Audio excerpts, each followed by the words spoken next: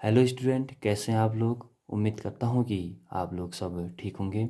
देखिए, उत्तराखंड से संबंधित सीरीज हमारी चल रही है और उत्तराखंड से संबंधित इस सीरीज़ को हम आगे भी कंटिन्यू करते रहेंगे। और आज मैं एक नई सीरीज़ लेके आया हूँ जो है सामान्य अध्ययन से संबंधित। और सामान्य अध्ययन से संबंधित इस सीरीज़ में हम इतिहास, भूगोल, राजनीति शास्त्र और अर्थशास्त्र से संबंधित महत्वपूर्ण क्वेश्चनों को लेकर आएंगे।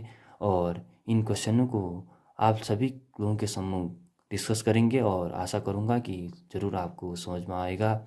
और एक रिक्वेस्ट आप सभी से भी करता हूँ कि आप लोग जब भी इस सीरीज़ का अध्ययन करेंगे या करते हैं तो उस समय आप अपने साथ एक कॉपी और पेन ज़रूर रखेंगे और इस सीरीज़ से संबंधित महत्वपूर्ण बिंदुओं को आप उस कॉपी में ज़रूर नोट करेंगे। ठीक है, तो शुरू करते हैं। पहला क्वेश्चन है, भारतीय राष्ट्रीय कांग्रेस की स्थापना के समय भारत का वायसराय कौन था। तो भारतीय राष्ट्रीय कांग्रेस की स्थापना के समय जो भारत के वायसराय थे वो थे लॉर्ड डफरिन। और एक चीज़ और याद रखेंगे, जो भारतीय राष्ट्रीय कांग्रेस की स्थापना हुई थी वो हुई थी 1885 में। और बम्बई में ए ह्यूम के नेतृत्व में भारतीय राष्ट्रीय कांग्रेस की स्थापना हुई थी। तो याद रखेंगे, भारतीय राष्ट्रीय कांग्रेस की स्थापना के समय जो भारत के वायसराय थे वो कौन थे, लॉर्ड डफरिन। ठीक है, एक चीज़ और इसी से संबंधित ध्यान देंगे, 1857 की क्रांति के समय जो भारतीय गवर्नर जनरल थे वो थे लॉर्ड कैनिंग। तो याद रखेंगे, 1857 की क्रांति के समय भारतीय गवर्नर जनरल कौन थे, लॉर्ड कैनिंग। ठीक है, अगला क्वेश्चन और दूसरा क्वेश्चन है, लंदन में इंडिया हाउस की स्थापना किसने की थी। तो लंदन में जो इंडिया हाउस की स्थापना की गई थी वो की गई थी श्यामजी कृष्ण वर्मा जी के द्वारा।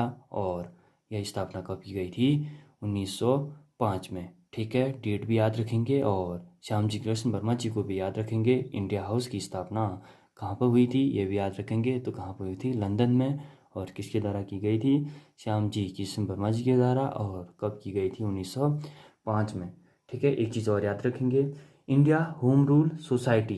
ठीक है, इंडिया होम रूल सोसाइटी, जिसे बाद में इंडिया हाउस के नाम से ही जाना गया, इसकी स्थापना जो लंदन में हुई थी 1905 में हुई थी। और इससे संबंधित जो मुख्य व्यक्ति थे उनमें प्रमुख थे बी.डी. सावरकर, मदन लाल धिंगरा व लाला हरदयाल भी इस संगठन से जुड़े हुए थे। तो ऐसे भी क्वेश्चन पूछ सकता है कि इंडिया होम रूल सोसाइटी की स्थापना कहाँ पर हुई थी। तो इंडिया होम रूल सोसाइटी की स्थापना लंदन में ही हुई थी, जिसका नाम बाद में क्या किया गया था, इंडिया हाउस कर दिया गया था। ठीक है, तीसरा क्वेश्चन है, केसरी नामक समाचार पत्र किस भाषा में प्रकाशित होता था। तो केसरी नामक जो समाचार पत्र था वह मराठी भाषा में प्रकाशित होता था। याद रखेंगे, लोकमान्य नाम से जाने जाने वाले बाल गंगाधर तिलक जी के द्वारा अपने विचारों का प्रचार प्रसार करने के लिए दो समाचार पत्रों की शुरुआत की गई थी, जिनमें पहला था अंग्रेजी भाषा का मराठा समाचार पत्र और दूसरा था मराठी भाषा का केसरी समाचार पत्र। ठीक है, तो याद रखेंगे, कंफ्यूज नहीं होंगे, जो अंग्रेजी भाषा का है वो कौन सा है, मराठा समाचार पत्र। और जो मराठी भाषा का है वो कौन सा समाचार पत्र है, केसरी समाचार पत्र है। ठीक है, और एक चीज़ याद रखेंगे, इन्होंने ही शिवाजी एवं गणपति उत्सव की शुरुआत भी की थी। इन्होंने ही शिवाजी एवं गणपति उत्सव की गणपति उत्सव की शुरुआत भी इन्होंने की गई थी। इन उत्सवों को शुरू करने का जो मेन उद्देश्य था वह था राष्ट्र के प्रति सेवा की भावना को जगाने के लिए इन्होंने शिवाजी एवं गणपति नामक दो उत्सवों की शुरुआत भी की गई थी। और इनका जो एक प्रसिद्ध नारा है वह नारा है, स्वराज मेरा जन्मसिद्ध अधिकार है और मैं इसे लेकर ही रहूँगा। ठीक है, इस ये नारा भी पूछा जा सकता है एग्जाम में कि स्वराज मेरा जन्मसिद्ध अधिकार है, मैं इसे लेकर ही रहूँगा, ये किसका नारा है। तो यह नारा है लोकमान्य बाल गंगाधर तिलक जी का। ठीक है, तो याद रखेंगे, जो सारे तथ्यों को ध्यान देंगे। अगला क्वेश्चन और चौथा क्वेश्चन है, अनुशीलन समिति नामक संगठन की स्थापना किसने की थी। तो अनुशीलन समिति नामक संगठन की स्थापना की गई थी पी मित्रा के द्वारा। और कहाँ पर की गई थी? पी मित्रा के द्वारा बंगाल में इस संगठन की शुरुआत की गई थी। ध्यान देंगे यह एक क्रांतिकारी संगठन था। एक चीज़ और मैं आप सभी लोगों को बता दूं, इस संस्था से वारेंद्र कुमार घोष भी जुड़े हुए थे। ध्यान देंगे इस संस्था से कौन?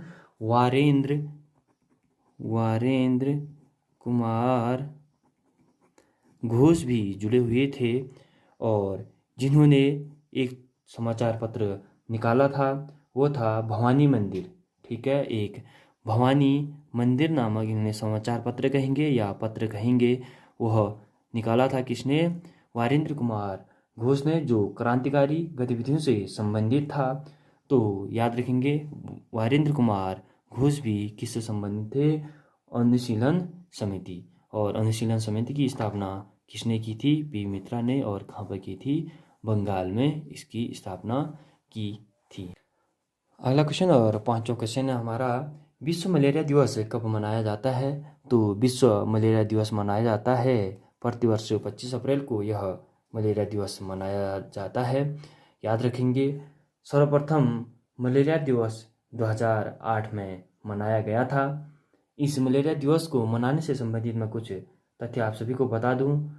सर्वप्रथम जो मलेरिया दिवस मनाने का जो विचार आया था वो अफ्रीका मलेरिया दिवस से आया था, जहां 2001 से यह मलेरिया दिवस मनाया जाता था। कहाँ पर? अफ्रीका में। अफ्रीका मलेरिया दिवस के नाम से यह मलेरिया दिवस मनाया जाता था। बाद में WHO ने इस को 2007 में अफ्रीका मलेरिया दिवस का नाम बदलकर ही विश्व मलेरिया दिवस कर दिया था। और जहां से 2008 में पहली बार यह मलेरिया दिवस मनाया गया। तो याद रखेंगे 2008 से प्रतिवर्ष 25 अप्रैल को क्या मनाया जाता है? मलेरिया दिवस मनाया जाता है। और याद रखेंगे जो 2020 की जो मलेरिया दिवस की थीम थी वो थी zero malaria starts with me. ठीक है, याद रखेंगे zero malaria starts with me, ये 2020 की थीम थी। और 2019 की थीम भी यही थी। ठीक है, तो याद रखेंगे क्वेश्चन इस टाइप से पूछ सकता है कि 2019 में मलेरिया दिवस की थीम क्या रही? तो 2019 में भी मलेरिया का थीम जो 2020 में मलेरिया दिवस की थीम है वो दोनों एक ही हैं। ठीक है, अगला क्वेश्चन और छठा क्वेश्चन देखेंगे। छठा क्वेश्चन है, 1857 की क्रांति में अहम योगदान देने वाले वह व्यक्ति जिन्हें डंका शाह के नाम से जाना जाता था, तो उन व्यक्ति का नाम बताना है। तो 1857 की क्रांति में अहम योगदान देने वाले व्यक्ति जिन्हें डंका शाह के नाम से जाना जाता है वो व्यक्ति थे मौलवी अहमदुल्ला शाह। ठीक है, याद रखेंगे 1857 की क्रांति में जो अहम योगदान देने वाले व्यक्ति थे जिन्हें डंका शाह के नाम से जाना जाता है वो व्यक्ति हैं मौलवी अहमदुल्ला शाह। और एक चीज़ याद रखेंगे, जो भारत का प्रथम स्वतंत्रता संग्राम के नाम से जाना जाता है, यह भारतीय इतिहास की महत्वपूर्ण क्रांति है जो 1857 की क्रांति है। याद रखेंगे 1857 की क्रांति को हम एक अलग से वीडियो में डिस्कस करेंगे और एक बहुत ही इम्पोर्टेंट भी है और एग्जाम दृष्टि से भी काफ़ी महत्वपूर्ण है यह क्रांति। तो हम इसे 1857 से संबंधित क्रांति को एक अलग से वीडियो में डिस्कस करेंगे। और कुछ महत्वपूर्ण बिंदु मैं इस क्रांति से संबंधित आप सभी को बता देता हूँ। तो 1857 की क्रांति के समय जो ब्रिटिश प्रधानमंत्री थे, ब्रिटेन के जो प्रधानमंत्री थे वो कौन थे? पाल्मस्टन। ठीक है, पाल्मस्टन उस टाइम पे ब्रिटिश प्रधानमंत्री थे। और जो गवर्नर जनरल थे वो कौन थे? कैनिंग। ठीक है, पहले क्वेश्चन में हमने डिस्कस भी किया था 1857 की क्रांति के समय जो गवर्नर जनरल थे वो लॉर्ड कैनिंग थे। और एक चीज़ और याद रखेंगे, जो मुग़ल बादशाह थे, जो मुग़ल बादशाह 1857 की क्रांति के समय कौन थे?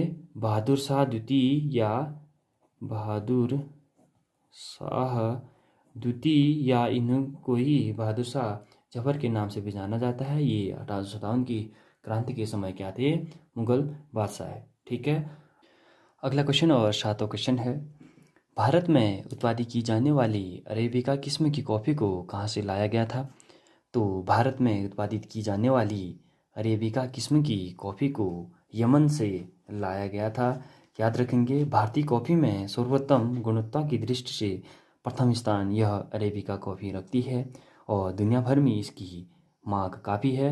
तो इस खेती की शुरुआत सर्वप्रथम बाबा बुदन, ठीक है, इस खेती की शुरुआत बाबा बुदन बाबा बुदन की पहाड़ियों में की गई थी और वर्तमान में यह कर्नाटक, केरल और तमिलनाडु में बोई जाती है या उत्पादित की जाती है। तो याद रखेंगे, भारत में उत्पादित की जाने वाली अरेबिका किस्म की कॉफ़ी को कहाँ से लाया गया था? तो कहाँ से लाया गया था? यमन से लाया गया था। ठीक है, अगला क्वेश्चन और 8वां क्वेश्चन है, भारत सरकार ने सच्चर समिति का गठन कब किया था? तो भारत सरकार ने जो सच्चर समिति का गठन किया था वो 2005 में किया गया था। याद रखेंगे, न्यायमूर्ति राजेंद्र सच्चर की, ठीक है, न्यायमूर्ति राजेंद्र सच्चर की अध्यक्षता में यह सच्चर समिति का गठन किया गया था। तो याद रखेंगे, न्यायमूर्ति राजेंद्र सच्चर की अध्यक्षता में इस सच्चर समिति का गठन किया गया था। इस सच्चर समिति का जो मुख्य उद्देश्य था वो था मुस्लिम समुदायों की सामाजिक, आर्थिक एवं शैक्षिक स्थिति का पता करना। ठीक है, तो इस टाइप से भी क्वेश्चन पूछ सकता है कि सच्चर समिति का मुख्य उद्देश्य क्या था? तो सच्चर समिति का जो मुख्य उद्देश्य था मुस्लिम समुदायों की सामाजिक, आर्थिक एवं शैक्षिक स्थिति का पता करना था। ठीक है, अगला क्वेश्चन और 9वां क्वेश्चन है, कपास के उत्पादन के लिए प्रमुख मिट्टी कौन सी है? तो कपास के उत्पादन के लिए जो प्रमुख मिट्टी है वह है काली मिट्टी। याद रखेंगे, कपास का जो उत्पत्ति का स्थान है वह भारत देश को ही माना जाता है। तो कपास की उत्पत्ति कहाँ हुई थी? वो हुई थी भारत में। ठीक है, कपास एक किसकी फसल है? खरीफ की फसल। इस खरीफ की फसल से संबंधित मैं कुछ तथ्य आप सभी को बता देता हूँ। भारत में प्रमुखतः 3 प्रकार की फसलें उगाई जाती हैं। उनमें पहली है रबी की फसल, दूसरी है खरीफ की फसल और तीसरी है जायद की फसल। ठीक है, रबी की फसल को मुख्यतः शीत ऋतु में अक्टूबर दिसंबर के मध्य बोया जाता है और ग्रीष्म ऋतु में अप्रैल से जून के मध्य काटा जाता है, जिनमें प्रमुख हैं गेहूँ, जौ, मटर, चना, सरसों इत्यादि। ठीक है, तो याद रखेंगे, रबी की फसल जो बोई जाती है शीत ऋतु में बोई जाती है और काटी कब जाती है? ग्रीष्म ऋतु में काटी जाती है। जो खरीफ की फसल होती है वह मानसून के आगमन पर बोई जाती है। ठीक है, लगभग मानसून के आगमन पर क्या बोई जाती है? खरीफ की फसल बोई जाती है और सितंबर अक्टूबर में यह काट ली जाती है। इनमें जो प्रमुख है उसमें चावल, मक्का, ज्वार, बाजरा, अरहर, मूंग, उड़द, मूंगफली, सोयाबीन इत्यादि। ठीक है, और जो तीसरे प्रकार की जो फसल बताया था हमने वह थी जायद की फसल। जायद की फसल रबी व खरीफ फसलों के बीच ग्रीष्म ऋतु में बोई जाती है, जिसे जायद की फसल कहा जाता है। इनमें मुख्यतः तरबूज, खरबूज, खीरा, सब्जियां इत्यादि प्रमुख हैं। तो याद रखेंगे, भारत में मुख्यतः कितने प्रकार की फसलें बोई जाती हैं? 3 प्रकार की फसलें बोई जाती हैं, जिनमें पहला है रबी, खरीफ और जायद की। और रबी, खरीफ और जायद की फसलों को भी आप लोग याद रखेंगे। और जो कपास है वो किस प्रकार की फसल है? वह खरीफ की फसल है। ठीक है, अगला क्वेश्चन और 10वां क्वेश्चन है हमारे पास, भारत के दूसरे मुस्लिम राष्ट्रपति किसे चुना गया था? ठीक है, भारत के जो दूसरे मुस्लिम राष्ट्रपति थे वह किसे चुना गया था? तो वह चुना गया था फखरुद्दीन अली अहमद को। ठीक है, तो दूसरे राष्ट्रपति थे मुस्लिम राष्ट्रपति कौन थे? फखरुद्दीन अली अहमद। ठीक है, यह भारत के 1974 से 77, ठीक है, इनका कार्यकाल भी याद रखेंगे, 1974 से 1977 तक भारत के राष्ट्रपति रहे थे और 5वें राष्ट्रपति के रूप में इन्होंने काम किया था। और मुस्लिम राष्ट्रपति के क्रम में यह दूसरे राष्ट्रपति थे। तो प्रथम जो मुस्लिम राष्ट्रपति थे वो थे कौन? जाकिर हुसैन, जो पहले मुस्लिम राष्ट्रपति थे। और एक चीज़ और याद रखें, जाकिर हुसैन से पद के दौरान मृत्यु होने वाले यह प्रथम मुस्लिम राष्ट्रपति हैं। तो याद रखेंगे जाकिर हुसैन जिनकी मृत्यु किसके दौरान हुई थी, उनके पद के दौरान ही इनकी मृत्यु हुई थी। ठीक है, ये थे सामान्य अध्ययन के शीर्ष 10 क्वेश्चन। तो आशा करता हूँ, उम्मीद करता हूँ कि आप लोगों को ज़रूर समझ में आया होगा। और एक चीज़ और ध्यान देंगे कि आप लोग के जितने भी दोस्त हैं, साथी हैं, उन तक यह सीरीज की वीडियो ज़रूर पहुंचा दीजिएगा, क्योंकि देश में लॉकडाउन की स्थिति है और सभी कोचिंग संस्थान बंद हैं। तो उम्मीद करते हैं शीघ्र ही हम इस महामारी से निजात पा लेंगे और अपनी पढ़ाई को निरंतर जारी रखेंगे। तो याद रखेंगे, इस समय आप लोग सभी अपने घर पर रहें, अपने परिवार के साथ रहें, स्वस्थ रहें, मस्त रहें, खुश रहें। धन्यवाद।